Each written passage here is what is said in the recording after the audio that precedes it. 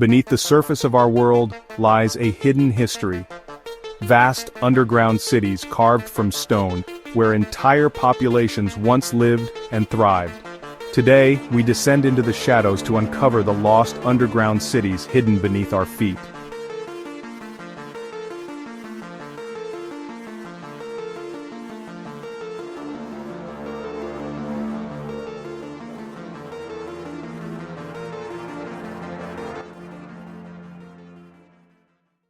For centuries, legends have spoken of secret tunnels and buried metropolises beneath the ground. Some were built for protection, others for survival, and some, their true purpose remains a mystery.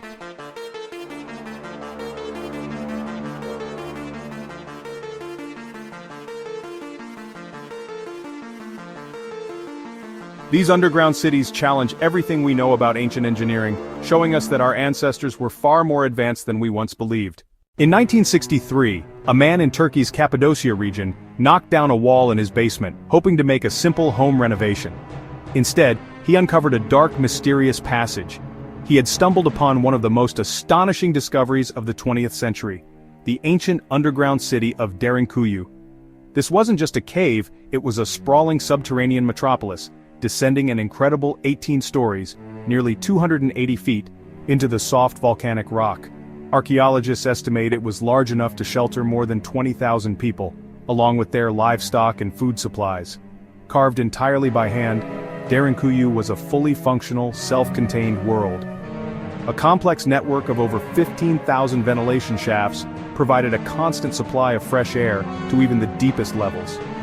Residents lived in apartments, kept animals in stables, and processed food in communal kitchens, wineries, and oil presses. There were even schools for children and chapels for worship, indicating a society determined to maintain its way of life, even while hidden from the world above. But Derinkuyu was, above all, a fortress. Its true genius lies in its defensive design. At strategic points throughout the labyrinthine tunnels, massive circular stone doors weighing up to half a ton could be rolled into place, sealing off levels from invaders. These doors could only be operated from the inside and featured small holes in the center, likely used to spear any attackers who dared to approach. It was an almost impenetrable sanctuary. So, who built this underground marvel, and why? While the exact origins are still debated, historians believe the initial excavations were started by the Phrygians over 2,700 years ago. Over centuries, it was expanded and used by various cultures, most notably by early Christians as a refuge from Roman persecution, and later during the Arab-Byzantine Wars. Yet the sheer scale and complexity leave many questions unanswered. Was it built purely for defense, or did it serve another more profound purpose? Derinkuyu remains a silent stone testament to a community's incredible will to survive.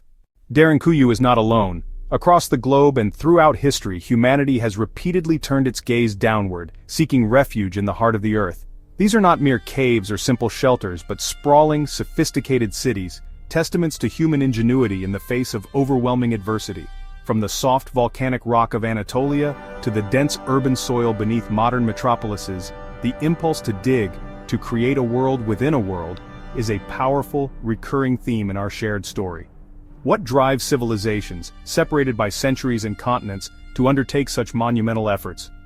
The answers are as varied and complex as the cultures that created them. In Turkey's Cappadocia region, Derinkuyu is just one of over 200 subterranean settlements discovered so far, with dozens interconnected through miles of tunnels. Carved from the soft volcanic tuff, these multi-level complexes were self-contained worlds. They house thousands with stables for livestock, communal kitchens with ovens, chapels adorned with religious frescoes, and even wineries. Ingenious ventilation shafts, some plunging hundreds of feet, provided fresh air to the deepest levels, allowing communities of early Christians to hide from persecution for months at a time, their entire lives unfolding far from the sun. In China, a more modern but no less vast subterranean world exists. Beneath the bustling streets of Beijing lies Dixiacheng, the underground city. This is not an ancient relic but a colossal bunker complex built in the 1970s during the height of Cold War tensions.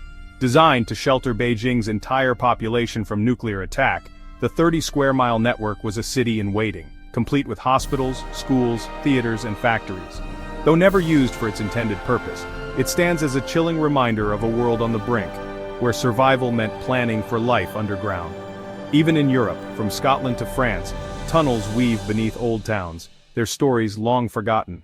Beneath Edinburgh's South Bridge lie the infamous vaults, a series of chambers that devolved from workshops into a disease-ridden slum, a dark underworld of crime and misery. In Paris, a different kind of underground city was born of necessity. In the late 18th century, overflowing cemeteries led authorities to transfer the remains of 6 million people into ancient limestone quarries, creating the Paris catacombs, a haunting subterranean empire of the dead. Some of these cities were built for war, others as sacred sanctuaries, and some to escape natural disasters. Each one holds secrets of the civilizations that dug them. They are time capsules, preserving a record of life shielded from the elements. Today, archaeologists use advanced technology to map these hidden realms, searching for clues about their construction and purpose. These subterranean worlds challenge our perceptions of history, proving that for millennia, some of humanity's greatest achievements have been hidden right beneath our feet, waiting to be rediscovered. As we marvel at these subterranean worlds, fundamental questions echo through their silent halls. Who were the masterminds, the architects of shadow? It's one thing to dig a cellar, but another entirely to envision and engineer a multi-level metropolis, complete with ventilation shafts, water wells, and places of worship, all carved from solid rock. What kind of collective will, what generational commitment does it take to turn the very bedrock of the earth into a sanctuary for thousands? The sheer audacity is staggering. The most widely accepted theories point to survival. In regions like Cappadocia, a crossroads of empires, life on the surface was perilous.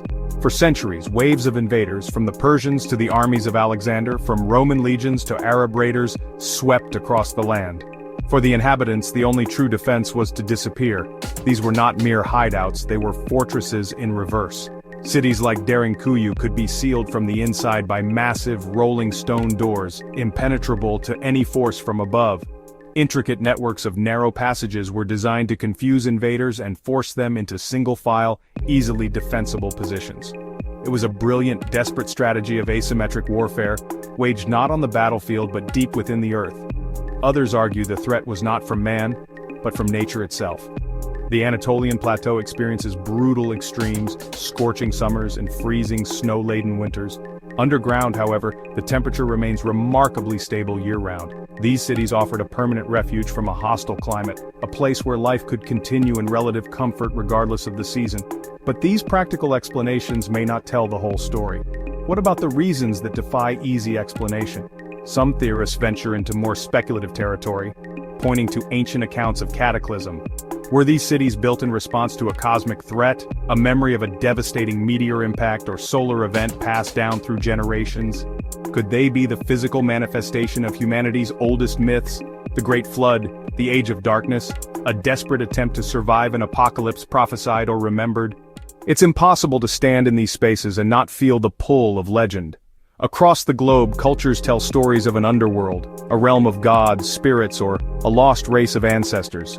Could these myths be distorted echoes of real, functioning subterranean societies? Perhaps the Greek tales of Hades or the Mayan legends of Xibalba weren't just allegories but folk memories of a time when a significant portion of humanity literally lived beneath the surface. These weren't just cities, they were the crucibles where our deepest archetypes of the underworld may have been forged. Today, the quest to understand these places continues, armed with 21st century technology. Many of these ancient complexes remain largely unmapped, with countless passages still sealed by millennia of debris. Archaeologists now deploy ground-penetrating radar and LiDAR scanners, peering through solid rock to reveal hidden chambers without moving a single stone. Robotic drones, small enough to fit through collapsed openings, are becoming the new pioneers, sending back the first images from spaces unseen by human eyes for thousands of years. Each new discovery peels back another layer of the mystery. The lost underground cities hidden beneath our very feet are more than just historical curiosities. They are a profound testament to human resilience, ingenuity, and our primal instinct to survive and build a world, even in the absence of the sun. They challenge our surface dwellers' perspective, reminding us that our history is not a flat tapestry, but a deep, layered geology of forgotten worlds. Entire societies thrived in the shadows, their stories waiting to be deciphered from the silent stones. As we continue to probe the darkness, we aren't just looking for tunnels and artifacts. We are searching for a lost part of our own human story. Who knows what other sprawling metropolises, what forgotten chapters of our past, still lie sleeping in the eternal night below. One thing is certain, the world beneath us is just as vast and just as vital to our story as the one we see above.